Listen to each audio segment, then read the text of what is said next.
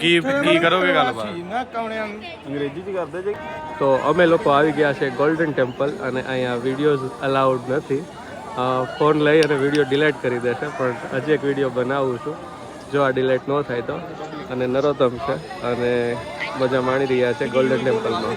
તો અમે છીએ હજી પણ ગોલ્ડન ટેમ્પલની અંદર અને આ છે પંજાબીમાં શૌર્યગાથા કહે છે કે કઈ રીતના મંદિર બચાવવામાં આવ્યું હોય. તો બસ એ સાંભળી રહ્યા છે, ખ્યાલ નથી આવતો પણ ઇમોશન સમજી રહ્યા છે બધા. તો હું ને નરોત્તમ હજી છે ગોલ્ડન ટેમ્પલમાં.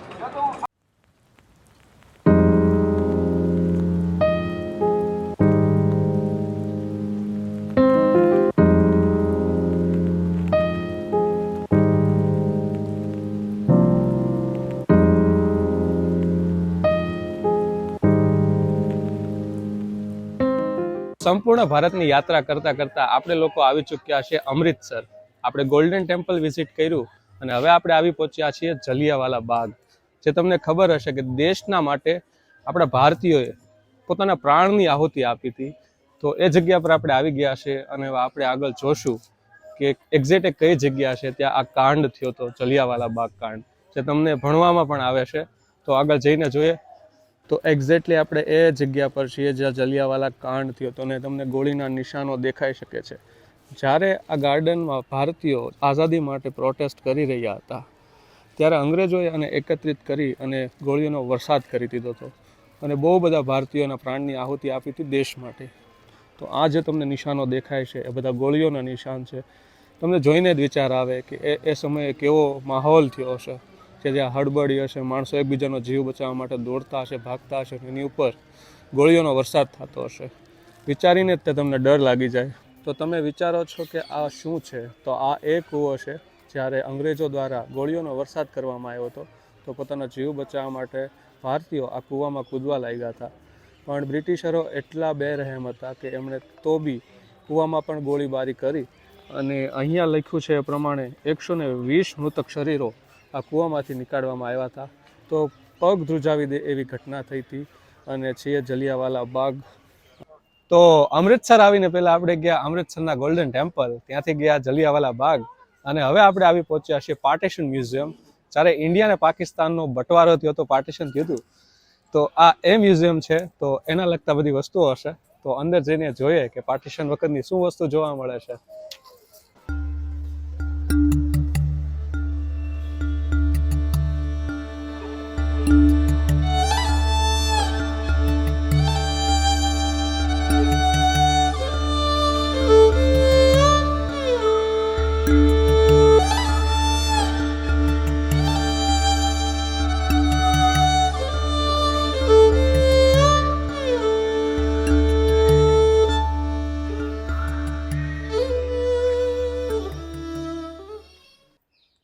તો આપણે પાર્ટીશન મ્યુઝિયમ જોઈ લીધું છે.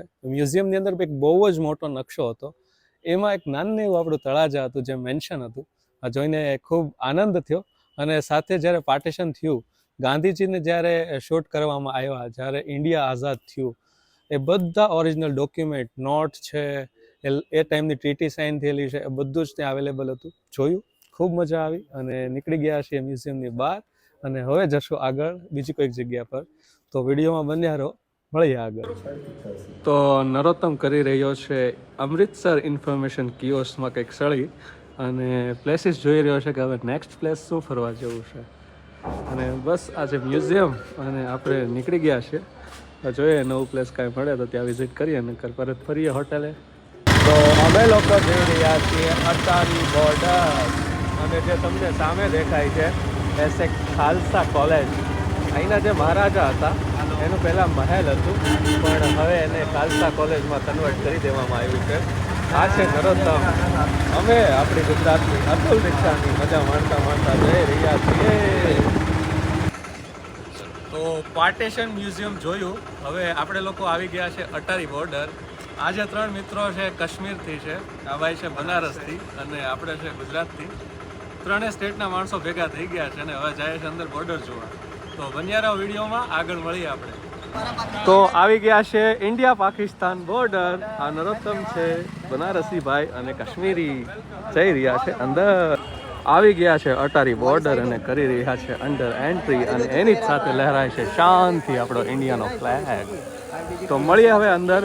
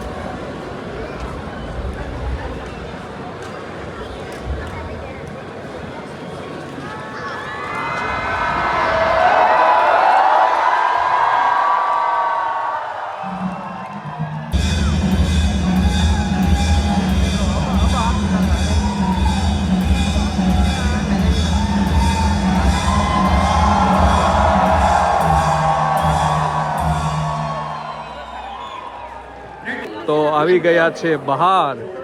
આ જે જોઈ શકો છો એ પાકિસ્તાન ઇન્ડિયાની બોર્ડર છે. પેલી સાઈડ છે પાકિસ્તાન, આ સાઈડ છે ઇન્ડિયા. બનારસી ફ્રેન્ડ સાથે ફોટો પાડી રહ્યા છે. નરોત્તમ આવી ગયા છે બહાર. હવે ફરી જશું અમૃતસર અને મળીએ હોટેલ પર.